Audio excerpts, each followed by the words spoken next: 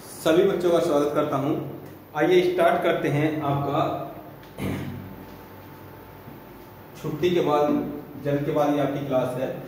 तो ये लेक्चर 1 चल रहा है, आपका लेसन 1 चल रहा है। ठीक है, जियोमॉर्फोलॉजी। ठीक है, जियोमॉर्फोलॉजी में आपके लिए पार्ट ये आपका 13 लेकर आए हैं। ठीक है, पार्ट 13 लेकर आए हैं और ये सेकेंडरी बैच के बच्चों के लिए है। क्या है? सेकेंडरी बैच के बच्चों के लिए है, 9 to 12 वाले बच्चों के लिए। तो अभी आज का जो टॉपिक है पार्ट 13 के अंतर्गत हम टॉपिक क्या पढ़ाएंगे? तो हम आपको पढ़ाएंगे प्लेट टेक्टोनिक थ्योरी। पीटी पढ़ाने वाले हैं प्लेट टेक्टोनिक थ्योरी। अभी तक जो आप पढ़ रहे थे प्लेट टेक्टोनिक थ्योरी में, वो इसके बेस को तैयार कर रहे थे। आज रियल में आप प्लेट टेक्टोनिक थ्योरी को पढ़े हुए, तो आपने क्या क्या पढ़ लिया है? आपने पढ़ लिया है कि प्लेट किसे कहते हैं। आपने पढ़ लिया है कि प्लेट किसे कहते हैं। ठीक है, आपने पढ़ लिया है महाद्वीप जो है, महाद्वीप पहले सौम्य अवस्था में थे, जुड़ी हुई अवस्था में थे। तो ये बात किसने है? अब वो खिसक रहे हैं, तो ये बात किसने बताई है? अल्फ्रेड अंकल ने बताई है। किसने? अल्फ्रेड अंकल ने बताई है। तो अल्फ्रेड अंकल का, अल्फ्रेड वैगनर का आपने क्या है, कॉन्टिनेंटल ड्रिफ्ट थ्योरी को भी आपने पढ़ लिया है। अब यदि हम बात करेंगे प्लेट टेक्टोनिक थ्योरी की, तो आज का टॉपिक डाल दीजिए प्लेट टेक्टोनिक थ्योरी। ठीक है, पीटी, या डालिए प्लेट विवर्तनिकी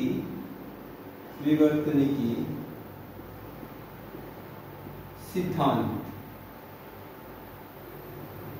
प्लेट विवर्तनिक सिद्धांत या plate tectonic theory, plate tectonic theory, ये आज का टॉपिक है आपका। ठीक है, प्लेट टेक्टोनिक थ्योरी। देखिए थ्योरी है, थ्योरी रूप में सारी चीजें हैं, क्योंकि इसका जो प्रैक्टिकल रूप है, जो इसकी बातें हैं, जो इसकी अंडरस्टैंडिंग है, वो हम आपको पहले से ही बता चुके हैं। यहाँ क्या हुआ है पहले समझेंगे बातों को। ये एक अंकल है, ये एक अंकल है। कौन? Wagner uncle. कौन है? Alfred Wegener uncle. इन्होंने 1912 में जो महाद्वीप विस्थापन सिद्धांत दिया था, तो महाद्वीप विस्थापन सिद्धांत दिया था, उसी बात को इन दूसरे अंकल ने, ये कौन है? Harry हेस uncle. ये कौन है? Harry हेस uncle.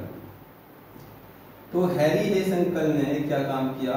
ये 1965 में इन्होंने इन्हीं की बात को और अपने ज्ञान से सुसज्जित कर और उसमें जो चीजें इन्हें लगा कि ये चीजें इसमें और रखी जानी चाहिए, उनको एनालिसिस किया और एनालिसिस करने के पश्चात अपनी बात जो कही, तो उसको प्लेट टेक्टोनिक थ्योरी कहते हैं।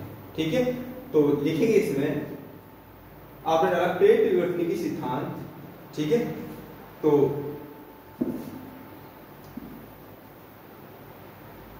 इसमें लिखेंगे प्लेट शब्द को देने वाले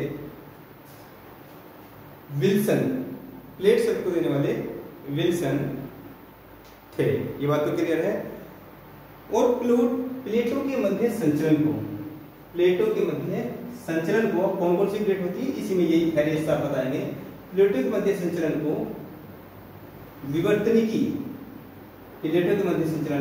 विवर्तनिकी, खिसकना कहा जाता है। प्लेटों के मध्य संचलन को विवर्तनिकी खिसकना कहा जाता है। अगला लाइन से अगला पढ़ लेंगे। प्लेटों के खिसकने से संबंधित सिद्धांत को अल्फ्रेड वैगनर ने 1912 में महाद्वीपीय विस्थापन सिद्धांत के अंतर्गत प्रस्तुत किया। ये एक स्टेप रहा। नेक्स्ट स्टेप देखेंगे, उपयुक्त सिद्धांत को ही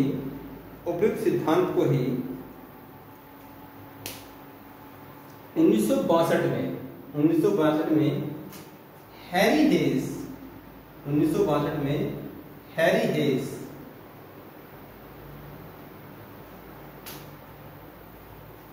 ने अपनी व्याख्या के रूप में प्रस्तुत किया, अपनी व्याख्या के रूप में प्रस्तुत किया, जिसे प्लेट टेक्टोनिक थ्योरी या प्लेट विवर्तनिक सिद्धांत कहते हैं, प्लेट विवर्तनिक सिद्धांत कहते हैं। ठीक है, अगला से ये सेकंड पॉइंट रहा। तो प्लेट विवर्तनिक सिद्धांत क्या है? जो बात महाद्वीपों की खिसकने से संबंधित अल्फ्रेड वेगनर ने कही थी, उसी बातों में अपने ज्ञान को इंक्लूड कर हैरी हेस ने उसकी व्याख्या करी, तो वही क्या कहलाता है? प्लेट टेक्टोनिक सिद्धांत कहलाता है। और वो क्या है वो आगे पढ़ेंगे। ठीक है, तो तीसरे स्टेप लिखेंगे इसमें हैरी हेस। अब जो हैरी हेस कह रहे हैं, हैरी हेस की व्याख्या, हैरी हेस की व्याख्या मॉर्गन, हैरी हेस की व्याख्या मॉर्गन ने की 1965 में। कब? 1965 में, जिसे आधुनिक सिद्धांत, जिसे आधुनिक सिद्धांत के नाम से जाना जाता है। ठीक है, तो तीन व्यक्तियों को ध्यान रखना है प्लेट टेक्टोनिक सिद्धांत या प्लेटो संबंधित जानकारी। जो एक तो विल्सन को ध्यान रखना है, तो विल्सन ने क्या कहा? प्लेट सर्किट को बताया। दूसरा अल्फ्रेड वेगनर को, ठीक है, इन्होंने plate tectonic continental drift theory दी। और जो हैरी हेस है, हैरी हेस ने क्या दिया? वो प्लेट टेक्टोनिक सिद्धांत दिया। क्या उसमें कहा है बात करेंगे। और मॉर्गन को ध्यान रखना है। तो 1 2 3 4 चार चीजों को एनालिसिस हमें प्लेट टेक्टोनिक के विषय में संपूर्ण जानकारी देगा। तो ये क्या कह रहे हैं?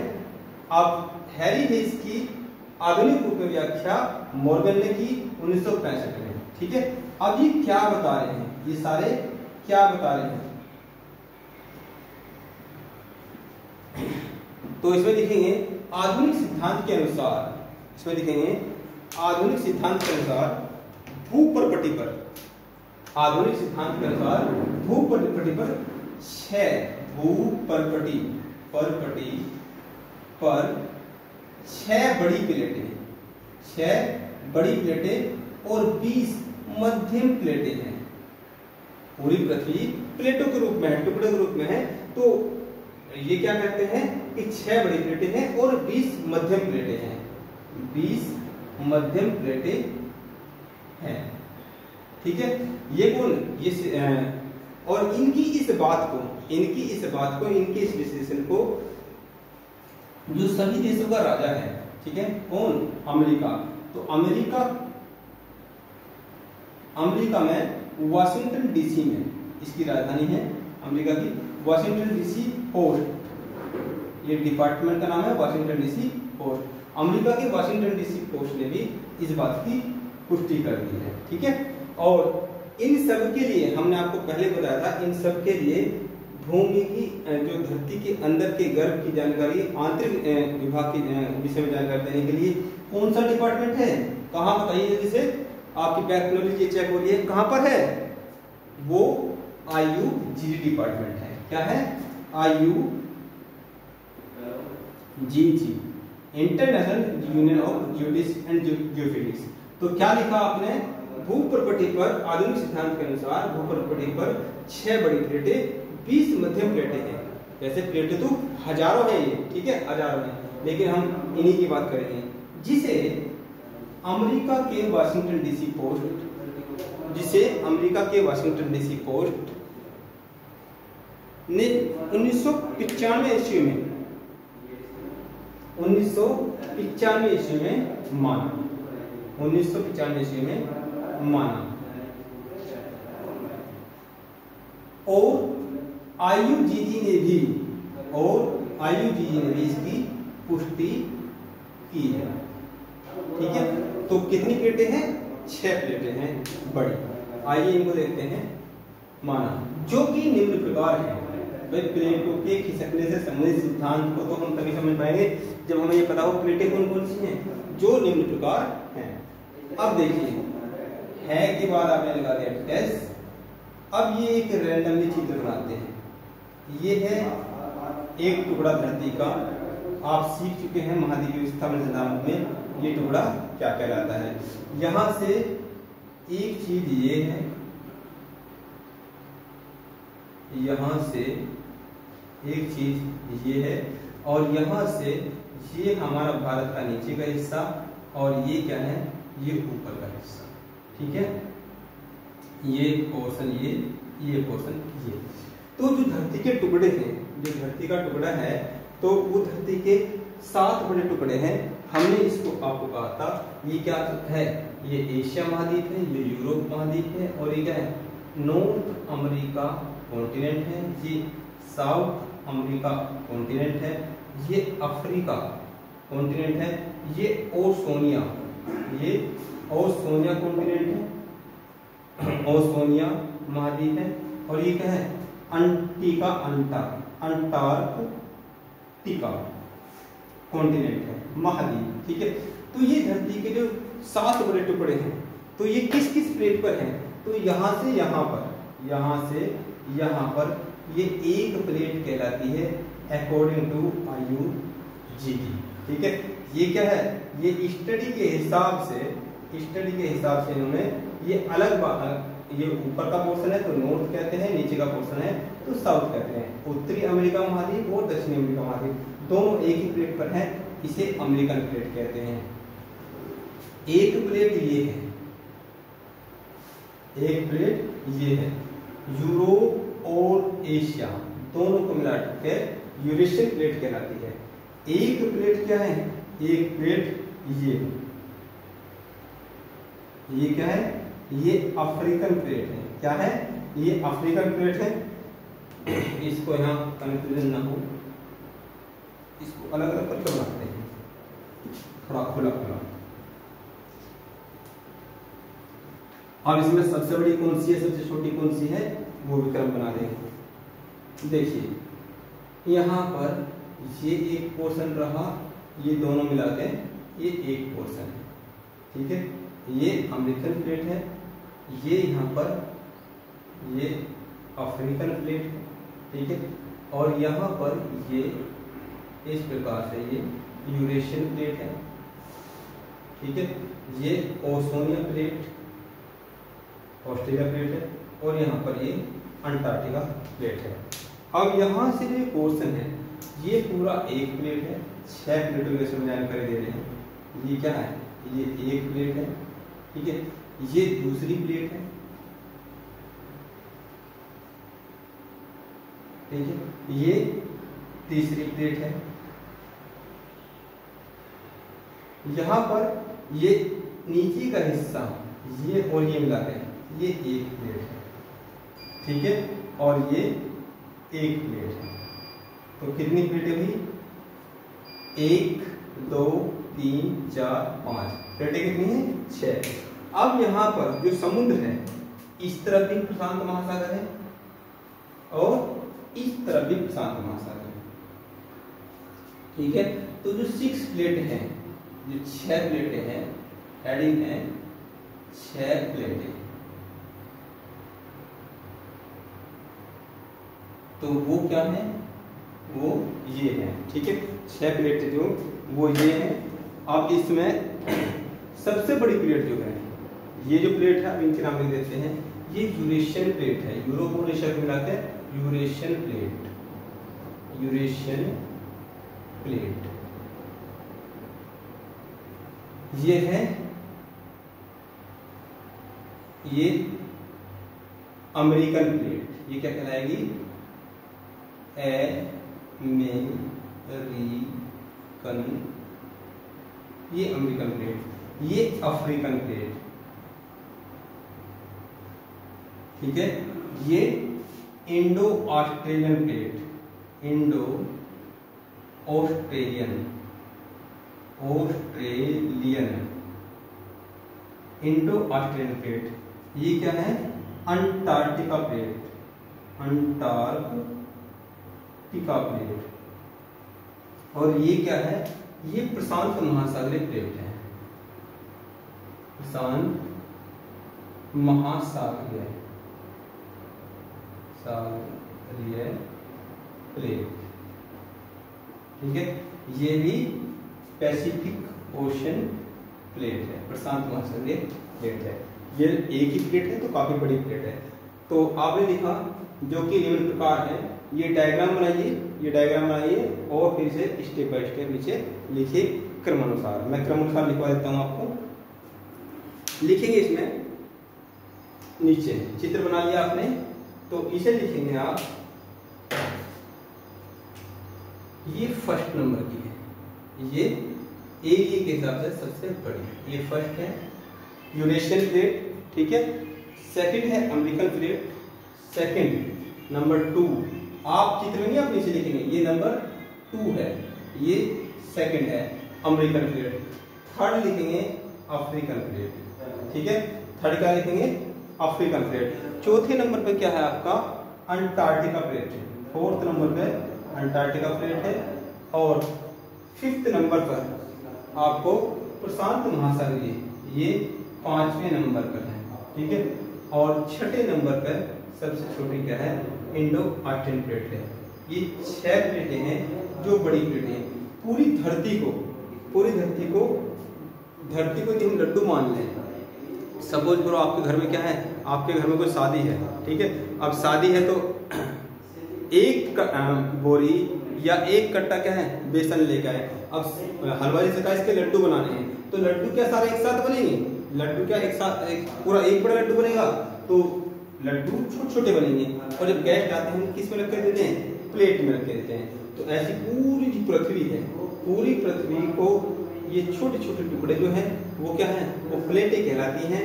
और उसमें जो बड़ी प्लेट है, अब घर में क्या है, बड़ी प्लेट भी होती है, छोटी प्लेट भी होती है।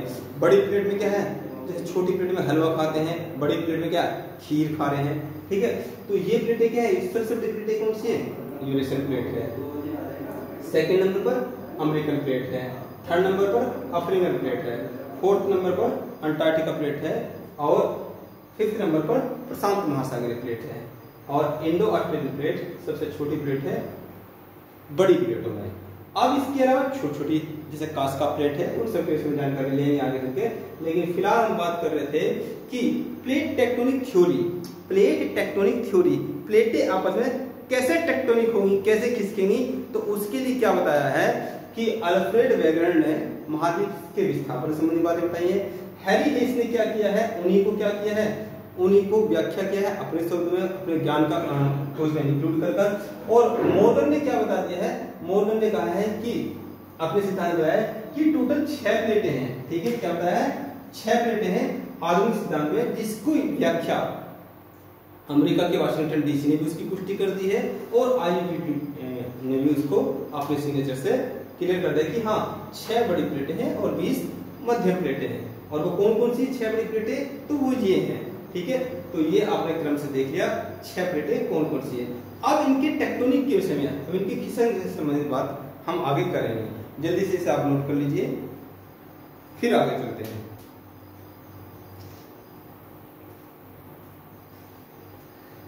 हो गया, चलिए अब इसे मैं रफ कर देता हूं।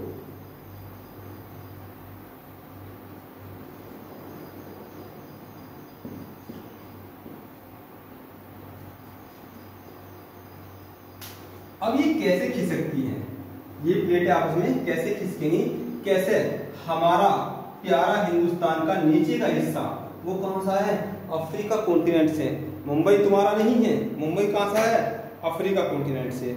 और अफ्रीका कॉन्टिनेंट कहां सा है? गोंडवानालैंड का पार्ट है। तो कैसे खिसकेंगी?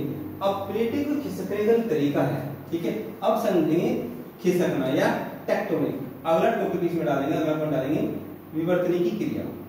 विवर्तन की क्रिया,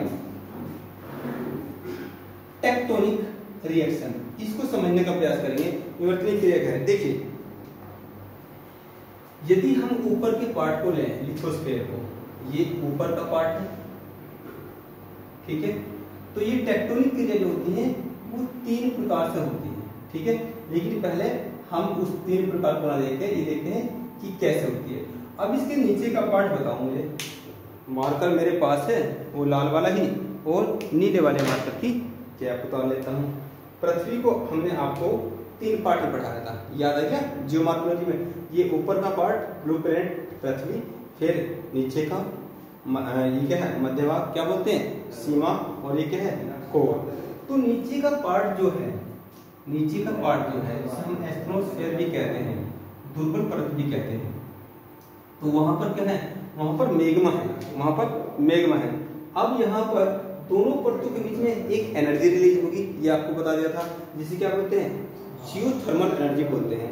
अब जब वो निकलेगी, वो कहीं ना कहीं तो निकलेगी, कैसे निकलेगी कहीं ना कहीं वो, जैसे मानते हैं कुकर होता है, कुकर के अंदर खाना बनता है, तो जब गैस बन जाती है, गैस क्या है सीटी को ऊपर कर देते हैं, तो यहाँ की सीटी आपको क्या है, यहाँ की सीटी वोल्केनो है।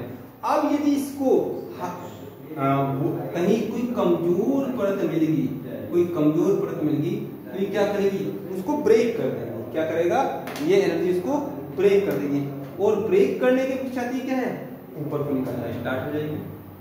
ब्रेक करने के पश्चात ये एक चित्र रहा, इसका दूसरा चित्र बनाएंगे यहीं पर। अब ये क्या है, यहाँ पर इसे ब्रेक कंडीशन में दिखाएंगे। विवर्तन की क्रिया को समझने का प्रयास करें। यहाँ पे क्या है, ये ब्रेक होगी, ठीक है। अब यहाँ पर ये आपका मैग्मा है एस्ट्रोस्फीयर में, ठीक है। ये इस प्रकार से क्या है, ये ऊपर की तरफ निकलेगा। तो यहाँ से ये 2 प्लेटें बनेंगी, यहाँ से इसने इस एक प्लेट को 2 प्लेट में डिवाइड कर दिया, ठीक है। एक प्लेट इस तरफ से जाएगी, एक प्लेट इस तरफ से जाएगी। यहाँ कौन सा बल कार्य करेगा, अपसारी बल, अपसारी बल। यहाँ कौन सा बल कार्य करेगा, अपसारी बल, ठीक है। अपसारी बल कार्य करेगा। प्लेट को क्या करेगा, एक दूसरे से विपरीत दिशा में कंटिन्यू कर देगा, ठीक है। तो यहाँ पर क्या है, इसे जोड़ दो। ये भूपर्पटी है, ये भूपर्पटी है, जिसे आप स्थलमंडल या ऊपरी परत भी कहते हैं, ऊपरी परत भी कहते हैं। ये क्या है, दुर्बल मंडल है, ये क्या है दुर्बल मंडल है। इसे आपने क्या कहा, ये क्या चीज है, ये मैग्मा, ठीक है। एस्ट्रोस्फीयर, एस्ट्रोस्फीयर भी हमने बताया था, और बहुत सारी बातें हुई थी। तो ये विवर्तन की क्रिया कैसे होती है, यदि भूपर्पटी के नीचे जो दुर्बल परत है, जहाँ पर मैग्मा है, तो वो क्या है, वो उसके अंदर एक एनर्जी क्रिएट हो रही है। ये आपको बताया था जियोथर्मल एनर्जी, भूतापीय ऊर्जा। ये ऊपरी मुख होगी, ये ऊपरी मुख यहाँ से ये हुई, और ये क्या है, इसने इस जो कमजोर हिस्सा का झंडा उसको फाड़ दिया और अपसारी कर दिया, एक दूसरे से विपरीत कंडीशन में। ये प्लेट इधर की तरफ करी, मूव करी, ये प्लेट इस तरफ मूव करी। अब धीरे धीरे क्या होगा, ये जो ये मैग्मा है ऊपर आकर ये क्या है, ये ठंडा हो जाएगा, ये यहाँ ऊपर आकर ये ठंडा हो जाएगा। अब यदि ये पर्वत के रूप में ठंडा हुआ है, ये ऊंची शेप में ठंडा हुआ है, तो इसे पर्वत कहेंगे। यदि पठार के रूप में हुआ है तो उसे पठार कहेंगे, या ये इस प्रकार से फैल गया है तो इसे मैदान कहेंगे। तो कैसे हो रहा है पर्वत का निर्माण, कैसे हो रहा है पठार का निर्माण, कैसे हो रहा है मैदान का निर्माण, समझे। अभी यदि यही प्रक्रिया समुद्र के अंदर होती है, यदि यही प्रक्रिया समुद्र करो, ये स्थलखंड है, ये क्या है स्थलखंड है, और यहाँ से आपको बताया था ये क्या है स्थलीय प्लेट है 29% पर। अब इस पर भी क्या आपने पढ़ा है, पर्वत पठार मैदान पढ़े हैं। अब यहाँ से समुद्र है, ये समुद्र है, और ये पूरा पोर्शन क्या है, ये पूरा पोर्शन लिथोस्फीयर आपने पढ़ा था, जल और स्थलखंड दोनों होंगे। तो यहाँ पर क्या भरा हुआ है, जल भरा हुआ है, यहाँ पर ये जल भरा हुआ है, ठीक है। अब यही प्रक्रिया यदि यहाँ पर हो जाए, भाई यहाँ से नीचे तो क्या है एस्ट्रोस्फीयर है, ये क्या आपको दिखाई दे रहा है अच्छी प्रकार से, एक बार मैं चेक कर लेता हूँ। ये भी क्या है, यहाँ भी एस्ट्रोस्फीयर है और यहाँ भी एस्ट्रोस्फीयर है, दुर्बल परत है। तो यहाँ से निकलेगा तो यहाँ दिखाई देगा, यहाँ से निकलेगा तो यहाँ तो कुछ करेगा गड़बड़। एक बार मैं चेक कर लेता हूँ, हाँ क्लियर दिखाई दे रहा है आपको। तो यहाँ से ये इस प्रकार से क्या है, जैसे यहाँ पर्वत पठार मैदान, तो इसे भूमि को तो ऊंचा नीचे कर देगा ये। तो यहाँ पर यहाँ पर भी ये जो आकृति बनाएगा, कहीं ऊंची आकृति बनाएगा, जिसे ये इसने इसको ऊपर उठा दिया है, ठीक है। अब इसको क्या बोलते हैं, कटक बोलते हैं। क्या बोलते हैं, कटक बोलते हैं। अब यदि इसको नीचा कर दिया, इसने नीचा कर दिया, तो इसको क्या बोलते हैं, गर्त बोलते हैं, ट्रेंच बोलते हैं। अब यदि ये क्या है, ये हिस्सा इतना ऊपर उठ गया कि इसके चारों तरफ पानी है, टापू टाइप का दिखाई दे रहा है, तो इसे द्वीप बोलते हैं। इसे क्या बोलते हैं, द्वीप बोलते हैं। तो इस प्रकार से पर्वत, पठार, मैदान क्या है, कटक है, गर्त है, द्वीप है। तो भोले शंकर ने इसका निर्माण नहीं किया पर्वतों का, ये विवर्तनी की क्रियाओं की वजह से हुआ है। तो बात समझ में आई। हमने कहा था भोले शंकर का आपका आशीर्वाद मिलेगा, लेकिन क्या है, वो प्राकृतिक क्रियाएं हैं। वो क्या है, प्राकृतिक क्रियाएं हैं। तो पर्वत, हिमालय पर्वत को किसने बनाया, वो आगे चलते मैं आपसे डिस्कस करूंगा। रोकी पर्वत को किसने बनाया, वो आगे चलकर डिस्कस करूंगा। फिलहाल हम बेस बना रहे हैं, आपको विवर्तनी की क्रिया क्या है ये समझा रहे हैं। और ये सब बातें बताने वाले कौन है, हैरी हेस हैं। कौन है, हैरी हेस हैं, कि ये क्रियाएं कैसे होती हैं। तो आप इसको जल्दी से आप डिजाइन को बना लीजिए, फिर इन सब बातों को हम लिपिबद्ध कर लेते हैं, ठीक है। तो आज का जो हमारा टारगेट था, विवर्तनी की क्रियाओं को समझाने का आपका टारगेट था, ये मैंने समझा दिया। कोई बच्चों को कोई दिक्कत हो, सब्जेक्ट से संबंधित कोई दिक्कत हो, तो आप वो मुझे निश्चिंत संडे और सैटरडे संडे मैंने 9 बजे से 10 बजे मॉर्निंग का टाइम रखा है। आप क्या करेंगे, फोटो खींचेंगे, ठीक है। जो चीज आपको समझ में नहीं आई उसके नीचे रेड पेन से अंडरलाइन करेंगे और मुझे कॉल कर देंगे। और यदि कोई टेक्निकल समस्या है तो आप मोहन सर को कॉल कर लेना, उनका नंबर भी आपको दिया हुआ है, ठीक है। जल्दी से इसे नोट कीजिए, फिर आगे की बात करते हैं। जल्दी से कीजिए।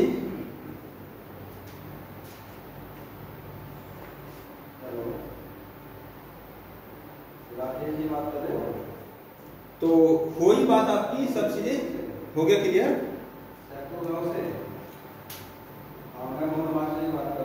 चलो लिख लीजिए, विवर्तनी क्रिया को लिखना चाहो तो लिख लो। और मैं आपको होमवर्क दे देता हूँ, बच्चों मेहनत तो आपको करनी पड़ेगी, होमवर्क दे देता हूँ, ठीक है। और आप इसे लिपिबद्ध कर लेना कि विवर्तनी की क्रिया क्या है, विवर्तनी की क्रिया क्या है। और जब फिर हम स्टेप बाय स्टेप, यदि आप नहीं लिख पाए तो मैं हूं ना, ठीक है। तो यही पर समाप्त करते हैं आज का लेक्चर। आप होमवर्क जरूर करें।